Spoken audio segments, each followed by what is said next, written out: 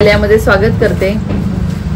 खरं तर आजपर्यंत जो वाटचाल आहे त्यामध्ये जे आमचं काम चाललंय राष्ट्रवादी काँग्रेस पक्षाचं यापूर्वी होतं आणि आता अपक्ष म्हणून उमेदवारी अर्ज दाखल केल्यानंतर जे काही दिवस आम्ही काम करतोय तर त्याचं सगळ्याचं म्हणजे काम ते लोकांपर्यंत पोहोचवण्याचं काम हे तुमच्या माध्यमातूनही होत आहे। त्यामुळे अतिशय चांगलं वातावरण मतदारसंघामध्ये आहे, त्यामुळे त्याचं श्रेय तुम्हालाही जातं।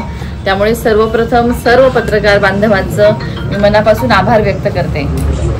आचार्य बाळशास्त्री जांभेकर यांची पत्रकारिता परखडपणे आणि अतिशय निर्भीडपणे तुम्ही सांभाळताय आणि त्याचा वेळोवेळी प्रत्यय येत आहे आणि हे खरंच या निवडणुकीच्या कालावधीमध्ये असे उमेदवार सगळे उभे असताना हे खरंच कौतुकास्पद आहे।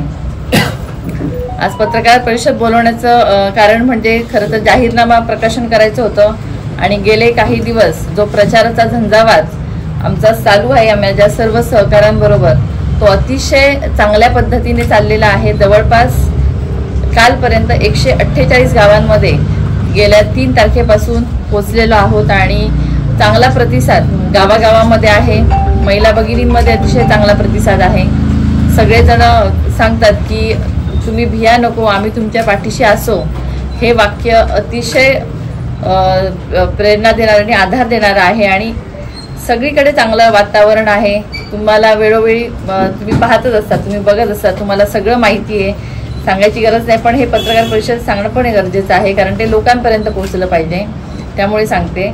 त्यामुळे ही अतिशय चांगली परिस्थिती आज मतदारसंघामध्ये आहे। सावंतवाडी, वेंगुर्ला, दोडामार्ग प्रत्येक ठिकाणी काही ठिकाणी आम्हाला दिसलं की लोकांमध्ये काही नाही, प्रत्येक गावामध्ये दिसलं की लोकांमध्ये प्रचंड नाराजी आहे आणि काही ठिकाणी दिसलं की लोकांमध्ये एवढी नाराजी आहे की त्यांना मतदान पण करायचं नाहीये। कालच्या न्यूज तुम्ही बघितल्या असतील, अशा बऱ्याच महिला भेटल्या की ज्यांना कंटाळलेले आहेत की आम्ही वैतागलोय, आम्हाला कोणत्या सोयी सुविधा नाहीये, आम्ही मतदानाला जाणारच नव्हतो पण आता आम्हाला ऑप्शन मिळालंय आणि आम्ही मतदानाला आता जाणार आहोत, हे आम्हाला बघायला मिळालं।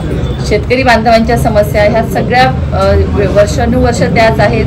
रोजगार, आरोग्य ह्याच्यावर मी वर्षानुवर्ष 4-5 वर्ष तेच बोलते। त्यामुळे ह्या सगळ्या समस्या लोकांनी मांडल्या परत आणि हे अगदी जवळनं गेले कित्येक वर्ष बघते आणि आताही पाहायला मिळालं। त्यामुळे अतिशय चांगलं वातावरण हे आमच्या सर्वांसाठी आहे आणि ते आमची वाटचाल ही विजयाकडे घेऊन जाणार आहे। त्याच्यामुळे काय लोक सत्ताधाऱ्यांना अर्थात ते सरकारांना काल तुमच्यावर जाहीर सभेतनं माजी राज्यमंत्री आणि तुमचे मार्गदर्शक प्रवीण भोसले यांनी टीका केली, ज्यांनी शरद पवारांचा शब्द पाळला नाही अशाला तुम्ही मतदान करू नका असं लोकांना त्यांनी आवाहन केलं। सांगणारे कोणते? आदरणीय प्रवीण भाई भोसले हे आमचे मार्गदर्शक होते आतापर्यंत आणि 7-8 वर्ष त्यांनी आमचं सर्वांचं काम जवळून बघितलेलं आहे। दिवस रात्र अहोरात्र घेतलेले कष्ट त्यांनी पाहिलेले आहेत आणि अचानक काय झालं माहीत नाही, म्हणजे तिकीट मागायला किंवा आम्ही सगळे जात होतो किंवा सगळे हे चाललेलं होतं तेव्हा प्रयत्न करण्याच्या ऐवजी मागे घेण्यासाठी जास्त प्रयत्न झालेले हे तुम्ही सगळ्यांनी पाहिलेलं आहे। पण ते असं होते, आता सगळ्यांनाच कुतूहल आहे हे कशामुळे घडलं, काय घडलं। पण आदरणीय प्रवीण भाईंना मला एवढं विचारायचं आहे की आदरणीय पवार साहेबांनी बरेच वेळा त्यांना संधी दिली, राष्ट्रवादी काँग्रेस पार्टीच्या माध्यमातून विधानसभेला बरेच वेळा संधी दिली। मग 2009ला जेव्हा राष्ट्रवादीचा उमेदवार होता तेव्हा त्यांनी बंडखोरी का केली? आज मी बंडखोरी केली आहे पण मी पक्षाच्या उमेदवाराच्या विरोधात केलेली नाहीये। आज मी दुसऱ्या पक्षातनं आलेले उमेदवार जे महाविकास आघाडीमध्ये आले त्यांच्या विरोधात केलेली आहे। म्हणजे निष्ठावंत कार्यकर्त्यांसाठी आज सर्वसामान्यांचा प्रतिनिधी म्हणून आज मी तिथे बंडखोरी केलेली आहे आणि मला बंडखोरी पण म्हणायचं नाही, मी जनतेचा उमेदवार म्हणून रिंगणात आहे। त्यामुळे प्रवीण भाईंना तर हा नैतिक अधिकार नाही आहे हा प्रश्न विचारायचा पण, असं मला वाटतं। आता गेले 5 वर्ष जे रान उठवलं मी आमच्या सहकाऱ्यांनी ते कोणाच्या विरोधात? सत्ताधाऱ्यांच्या विरोधात, अर्थात केसरकरांच्या विरोधात। प्रत्येक गावागावामध्ये अडचणी आहेत, मी प्रत्येक ठिकाणी जाणीव जागर यात्रा झाली बरोबर, त्याच्यामध्ये सांगत होतो की आज म्हणजे सांगत होतो म्हणजे महिलांचं ऐकत होतो, आम्ही बोलत होतो की आज रोजगाराचे प्रश्न किती आहेत, गावं ओस पडायला लागलीत, आमची मुलं बाहेर जायला लागलीत, बायोडेटा घेऊन वणवण भटकत आहेत आणि आज आमच्या प्रत्येक आईच्या डोळ्यामध्ये अश्रू आहेत, हे वस्तुस्थिती आहे। हॉस्पिटलचा प्रश्न तोच, मल्टी स्पेशालिटी हॉस्पिटल होता अजून होत नाहीये। आज आमची कितीतरी मुलं बांबुळीला जाताना रस्त्यात जातात, त्यांचं काय, त्यांच्या मृत्यूचा हिशोब कोण देणार?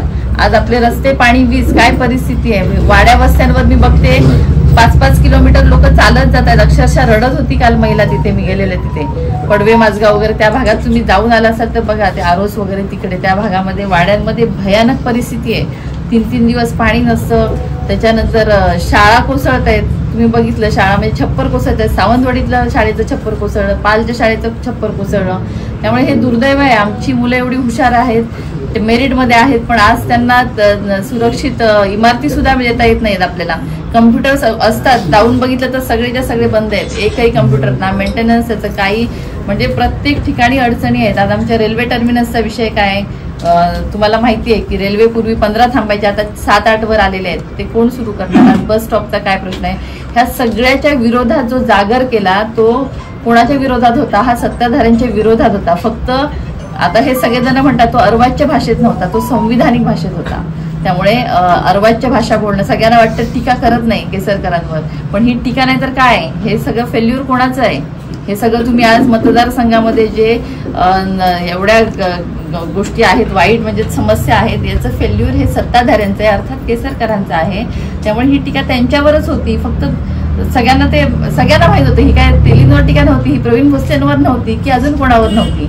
सत्ताधारी ते होते, त्यांच्यावरच होती ना ती. त्यामुळे सत्तेत ते असल्यामुळे, मंत्री असल्यामुळे त्यांच्यावर होती.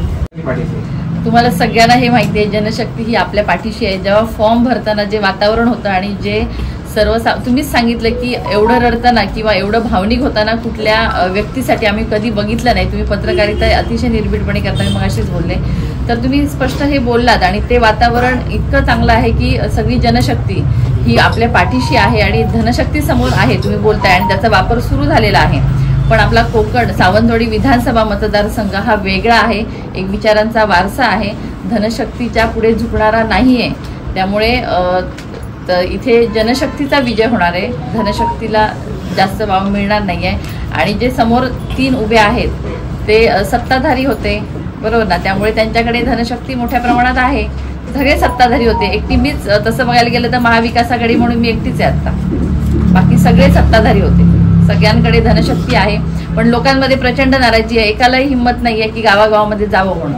कुणी गावात जात नाही, कारण गावात घेणारच नाहीयेत. काही लोक तर गावात, मी आता तुम्ही बघता 148 गावामध्ये गेले, प्रत्येक गावात स्वागत केलं, प्रत्येक ठिकाणी ओवाळलं, सगळ्यांनी सांगितलं आम्ही तुमच्या पाठीशी आहोत. पण म्हणाले दुसरे कोणाले तर आम्ही मिटिंग सुद्धा लावणार नाही, असं काही गावांमध्ये सांगितलेलं आहे. म्हणजे तुम्हाला ते कळेल, तुम्ही जर माहिती घेतली तर कळेल काय कुठल्या कुठल्या गावांमध्ये सांगितलं. ते म्हणाले आम्ही दुसऱ्या उमेदवाराला मिटिंग सुद्धा लावून देणार नाही. सत्कार तर दूरची गोष्ट. पत्रक वाटायला देत नाहीत. आणि म्हटलं पाकिटं आली तर म्हणे पाकिटं आम्ही घेणार नाही, ते पाकिटं सगळ्यांची आम्ही हद्दपार करू आणि आम्ही तुमच्या पाकिटाला मतदान करू, असं लोकच सांगतायत. तेलींवर परत बोलायची इच्छा वाटत नाही, कारण त्याच्यावर निष्ठावंत कार्यकर्त्याला काय वाटलं असेल. आणि एखाद्या निष्ठावंत कार्यकर्त्याला बोलताना त्यांनी विचार करायला पाहिजे, आणि त्यांना ते समजणार पण नाही, कारण त्याच्यावर मी परत नाही बोलणार. पण आता तुम्ही म्हणतात की बाकीचे जे म्हणतायत की मतं खाण्यासाठी उभं केलं, असं काही जण म्हणतायत, असं तुमचं म्हणणं आहे. तर केसरकर पडणार हे जग जाहीर आहे, बरोबर ना. आणि लोकांना आता ऑप्शन दिसायला लागलाय. लोक म्हणतायत की आम्हाला ऑप्शन मिळालंय, आणि त्यामुळे आपली वाटचाल विजयाकडे आहे. सगळे पराभवाच्या छायेत आहेत समोरचे. त्यामुळे ह्या भीतीने की एक महिला आमदार होते की काय, ह्या भीतीने सगळेजण अशा प्रकारचं बोलणं बोलत आहेत, आणि असं मला वाटतं. त्यामुळे सांगायचं ऑडिओ क्लिपमध्ये असं ऐकलं की ती जुनी ऑडिओ क्लिप आहे 4-5 दिवसापूर्वीची, आधीची असेल फॉर्म मागे घेताना, उपमुख्यमंत्री देवेंद्र फडणवीसजी आणि अपक्ष उमेदवार यांची मी ऑडिओ क्लिप ऐकली. तर त्याच्यामध्ये ते म्हणाले की तेली निवडून आले तरी चालतील. त्यामुळे तेली नेमके कोणी उभी केले हे पण विचार करण्यासारखं आहे. याच्याकडे प्रूफ आहे. माझ्याबद्दल बोलतात ना, त्यांच्याकडे प्रूफ नाही. समोर यावं आणि बोलावं, समोरासमोर खरं खोटं करावं. नाही, त्यांचं आहे ते पाहिजे ती सत्यता पडताळून बघा. त्याचं चॅलेंज आहे माझं तर त्याला. सत्य आहे, सत्य आहे. आणि जे बोलतायत ना ताईना केसरकर ऑडिओ क्लिप सांगते ना, तेलींना भाजपनेच उभं केलेलं आहे, त्यांना चुपा पाठिंबा भाजपचा आहे असा आपला दावा आहे का? हो. आणि दुसरी गोष्ट जे म्हटलं ना, महाविकास आघाडीची उमेदवार मीच आहे, आणि आज महिला आमदार होणार याची भीती वाटते. त्यामुळे हे सगळं घडवलं जातं आणि बोललं जातंय. पराभवाच्या शाळेत सगळेजण आहेत. त्यामुळे आज कुठेतरी वेगळ्या अफवा पसरवल्या जातात, कुठेतरी मागे खेचण्याचं काम चालू आहे. पण सावंतवाडी विधानसभा मतदारसंघ याला भीक घालणार नाही कशालाच. आणि एक महिलेच्या पाठीशी उभा राहणारा मतदारसंघ आहे. त्यामुळे महाराष्ट्रात सगळीकडे म्हणलं जातं की स्त्री शक्तीचा जागर आम्ही करतो, पण 23 तारखेला स्त्री शक्तीचा जागर हा सावंतवाडी विधानसभा मतदारसंघामध्ये तुम्हाला झालेला दिसणार आहे. आणि तो 4 दिवस कारवाई होणार होती, पण 4 दिवस होऊन गेलेले आहेत. त्यामुळे तुम्हाला दिसतंय ते आता अजून काय सांगायची गरज नाही. आणि ताईंनी सांगितलं ना 23 नंतर आम्ही सगळे महाविकास आघाडीचेच घटक असणार, राष्ट्रवादी काँग्रेस पक्षाचेच पदाधिकारी असणार. तुमचं असं म्हणणं आहे की आता तो प्रश्न तेव्हा माझ्याबद्दल विचारला होता पत्रकारांनी असं मला वाटतंय, तेव्हा त्यांनी हे उत्तर दिलेलं. पण त्यांना माहिती आहे की त्यांनाही कसं वाटतंय की यांच्याबद्दल वातावरण चांगलं आहे. जर आपण म्हणजे त्यांना भीती वाटते की विरोधात बोललं तर लोक परत विरोधात जातील. त्यामुळे वातावरण चांगलं आहे. एका महिलेला मान सन्मान आपल्या कोकणामध्ये दिला जातो आणि काम करते हे सगळेजण बघतायत. त्यामुळे माझ्या विरोधात जर वक्तव्य करण्याची त्यांच्यामध्ये ताकद नाही, ते बोलू शकत नाही, कारण ते घाबरतायत की लोक परत विरोधात जातील. आदरणीय उद्धव ठाकरे साहेबांचा मी आदरणीय पवार साहेबांनी इतकाच आदर करते. ते मोठे नेते आहेत, पण त्यांच्यावर बोलण्या एवढी मी मोठी नाही आहे, त्यामुळे मला काही जास्त बोलायचं नाही. आम्ही राष्ट्रवादी म्हणूनच आहोत आणि हकालपट्टी वगैरे अजून तसं काही पत्र किंवा काही आलेलं नाहीये. आणि 23 तारखेनंतर पण आम्ही राष्ट्रवादी म्हणूनच असणार. आणि जेव्हा फॉर्म भरला आदरणीय पवार साहेबांचा, आदरणीय जयंत पाटील साहेब, आदरणीय सुप्रियाताई या सगळ्यांचा आशीर्वाद घेऊनच आलेले आहे, तेव्हा त्यांनी सांगितलं तू पुढे जा, फॉर्म भर. आम्ही 2 दिवसात तोपर्यंत प्रयत्न चालू आहेत आणि आम्ही कळवतो वगैरे सांगितलेलं त्यांनी. त्यामुळे त्यांच्या कानावर घालून मी फॉर्म भरलेला आहे, एवढं मला माहिती. पाकिट आहे ते हे असणार आहे, विकासाचं मॉडेल त्याच्यामध्ये असणार आहे, आपल्या कोकणचं भविष्य असणार आहे, आपल्या मुलांचा भविष्य असणार आहे, आपल्या महिलांसाठी कार्य असणार आहे जे करणार आहे. त्यामुळे हे पाकिट हे वजनदार असणार हे मी पहिल्या दिवशी पण सांगितलेलं आहे. त्यामुळे प्रत्येक जण हे वजनदार पाकिट जपून ठेवणार आहे आणि त्या पाकिटासमोरच बटन सगळेजण दाबणार आहेत. आता चौरंगी लढत होणार आहे, त्यामुळे मी असं ओव्हर कॉन्फिडन्स मध्ये सांगत नाहीये.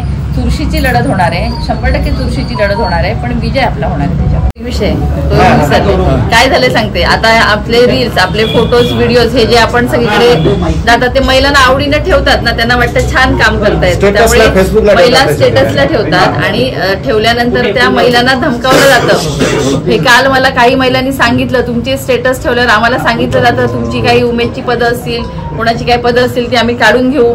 तर महिलांनी म्हणजे अशा प्रकारे महिलांना धमकावलं जातं. पक्षाबरोबर राहणार राष्ट्रवादी, पण महायुतीची सत्ता येणारच नाहीये. मुळात प्रचंड नाराजी महाराष्ट्रामध्ये आहे, त्यामुळे महायुतीची सत्ता 100% येत नाही. पिवळ शांततेचं प्रतीक आहे, आरोग्याचं शांततेचं प्रतीक आहे. त्यामुळे आरोग्यदायी शांततादायी वातावरण सावंतवाडीत राहिलं पाहिजे आणि ते टिकलं पाहिजे. आणि ह्या टिकण्यासाठी आम्ही सगळेजण आहोत आणि याच वातावरणात हे इलेक्शन झालं पाहिजे आणि ते होईल.